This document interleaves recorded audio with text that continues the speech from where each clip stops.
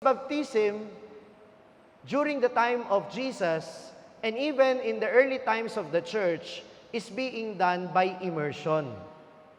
Paglulubog, paglublob.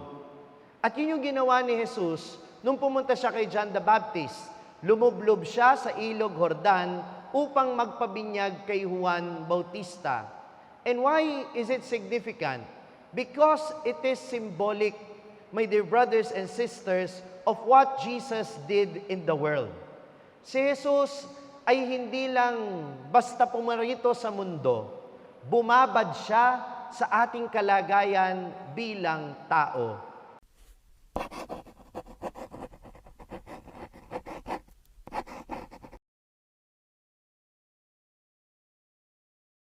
The Lord be with you. A reading from the Holy Gospel according to Matthew. Jesus came from Galilee to John at the Jordan to be baptized by him, saying, I need to be baptized by you, and yet you are coming to me. Jesus said to him in reply, Allow it now, for thus it is fitting for us to fulfill all righteousness. Then he allowed him. After Jesus was baptized, he came up from the water, and behold, the heavens were opened for him. And he saw the Spirit of God descending like a dove and coming upon him. And a voice came from the heavens saying, This is my beloved Son, with whom I am well pleased. The Gospel of the Lord.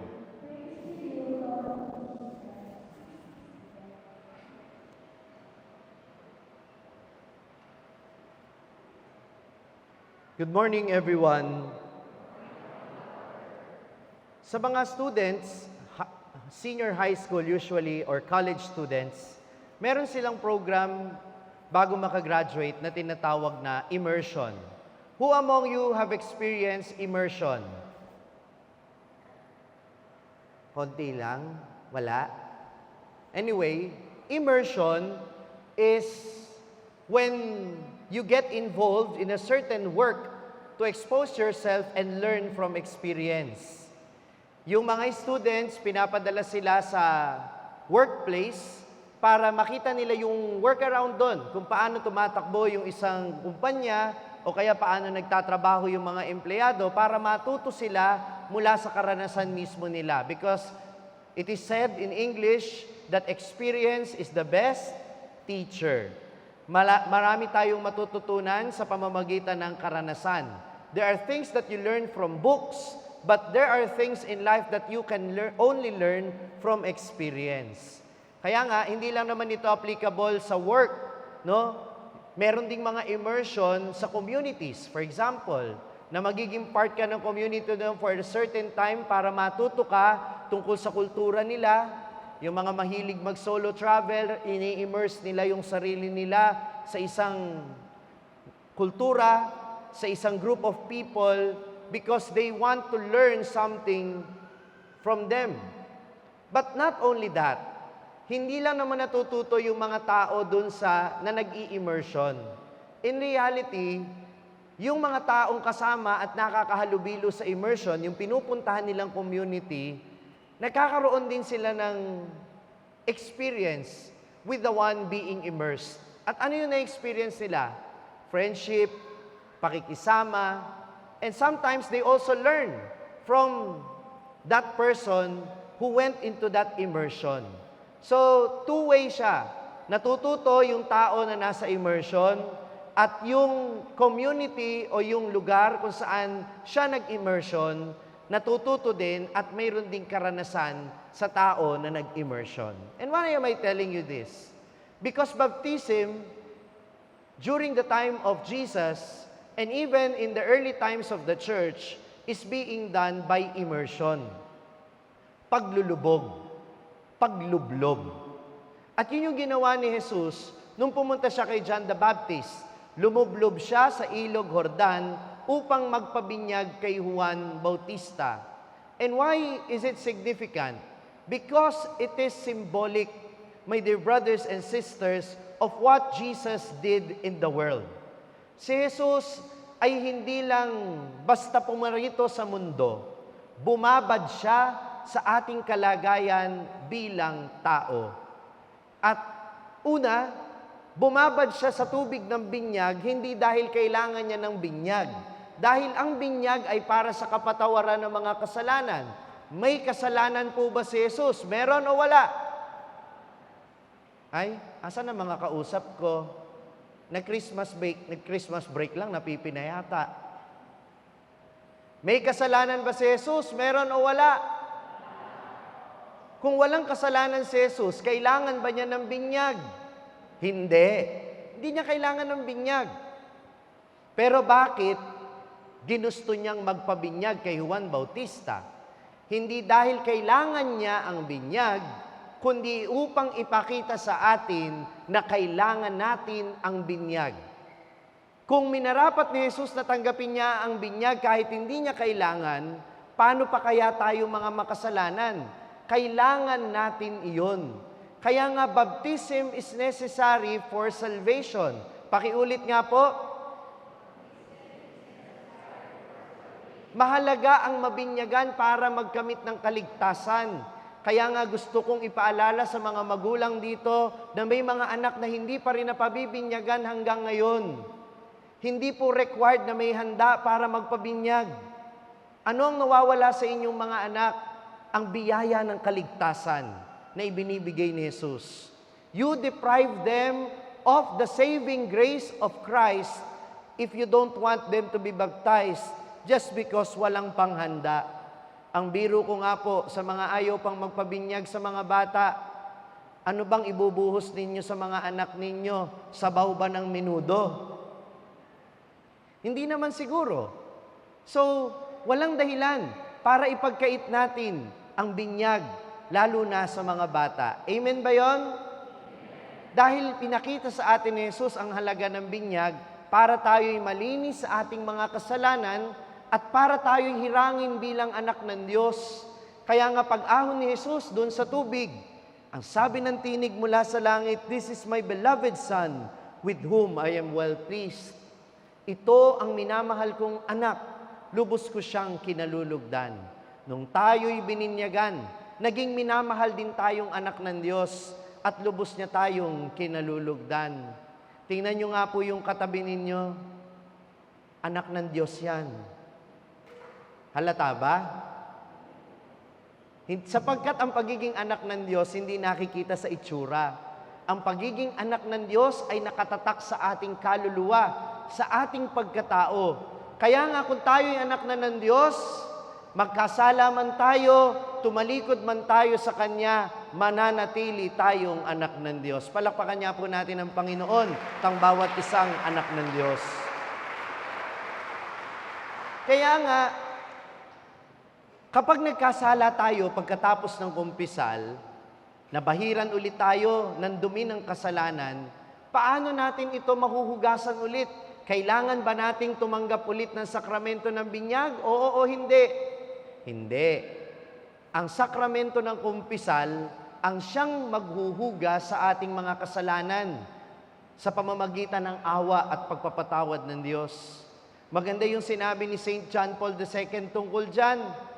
Sabi niya, ang luha ng isang nagsisising makasalanan ay nakapaglilinis ng puso. If you want your heart to be cleansed, then weep for your sins. Ask for forgiveness from the Lord in the sacrament of confession. Hindi kailangang hintayin ang mahal na araw. Hindi kailangang hintayin ang Adbyento at Kwaresma. Kapag nakaramdam na kapag alam mong nakagawa ka ng mabigat na kasalanan at nabahira ng dungis ang iyong kaluluwa, hugasan ito kaagad ng pagsisisi sa sakramento ng kumpisal. Amen po ba yan? We are children of God, and don't worry, you will be forgiven by our Father. Kaya nga po, minamahal ko mga kapatid, ipinapaalala din sa atin, binabaran ni Jesus ang ating karanasan bilang tao. Alam niya yung mga kahinaan natin, kaya nauunawaan niya tayo sa lahat ng bagay. Yung kanyang pagbabad sa tubig ng binyag, ay pagsasalarawan ng kanyang pakikisama sa atin. Kahit na tayo ay marumi, kahit na tayo ay makasalanan, pinili niyang maging kasama natin. Kaya nga po, kahapon, siguro kayo din napanood ninyo yung mga eksena sa traslasyon. Kapag ka nandun ka, hindi po pwedeng maarte ka. Kapag ka sumama ka dun, mapuputikan ka, madudumihan ka, mawawara ang damit mo, masisira ang poise mo, papawisan ka, babaho ka. At yung mga taong nandoon, kitang-kita naman ninyo yung pagiging desperado. Sabi nga nung isang pari na nagsulat tungkol dito, ito'y pagsasalarawan ng hirap ng sambayan ng Pilipino. Napili tayong umaahon sa hirap pero hindi natin magawa kasi magulo ang paligid natin. Pero ano ang pag-asang ibinibigay sa atin ni Jesus? Hindi man mawalang tuluyan kaagad ang mga hirap na pinagdadaanan natin, kasama natin siya, nakababad siya sa mga sitwasyon natin sa buhay. Kasama natin siyang bumabagtas sa traslasyon ng buhay ng tao. Kaya nga kahit gaano katagal yung traslasyon, makararating at makararating pa rin sa simbahan ng Quiapo. Ganon din ang buhay natin. Maraming hirap man tayong pagdaanan, basta kasama natin si Jesus, papunta tayong langit. Amen ba yon? Kaya kung paanong niyakap ni Jesus ang hirap ng buhay ng tao, sana wag din nating pandirihan yung mga hirap na ating pinagdaraanan. Sapagkat yan ay nagkakahuroon ng kahulugan, yan ay pwede tayong iligtas kapag nakita natin si Jesus sa gitna ng mga pinagdaraanan natin. Sa tubig ng Jordan, sa ilog na yon, napakaraming makasalanan na ang naghugas ng kasalanan. Napakadumi na ng tubig na yon. Pero pinili ni Jesus na bumabad sa tubig na iyon. Kaya nga, nung siya ay naglilingkod, kahit yung mga may ketong, hindi niya pinandidirihan. Kahit yung mga makasalanan, hindi niya nilalayuan. Kahit yung mga itinakwil ng lipunan, hindi niya iniiwasan. Sapagkat hindi pinandidirihan ng Diyos ang ating pagkatao, gaano man ito kagulo, gaano man ito karumi, gaano man ito karupok at kahina. Nakikinig pa kayo? God sees the value of humanity despite of its brokenness.